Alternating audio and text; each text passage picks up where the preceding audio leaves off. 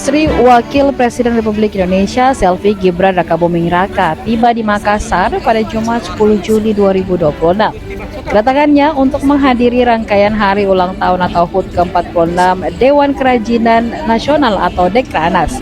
Selvi tiba di kawasan Trans Studio Mall Makassar, Jalan Metro Tanjung Bunga, sekitar pukul 14.45 waktu Indonesia Tengah. Menantu Presiden Republik Indonesia ke-7 tersebut menggunakan kendaraan dinas RI 4 yang langsung memasuki area utama lokasi kegiatan. Rombongan RI 4 tiba menggunakan mobil MPV premium berwarna putih dengan kaca gelap. Kendaraan bermesin mewah itu perlahan memasuki pelataran Trans Studio Mall di bawah pengawalan ketat aparat keamanan sebelum berhenti di pintu utama lokasi acara. Kedatangan rombongan langsung menyita perhatian ribuan peserta yang telah mendaki halaman Trans Studio Mall Makassar sejak siang hari. Download Tribun X sekarang, menghadirkan lokal menjadi Indonesia.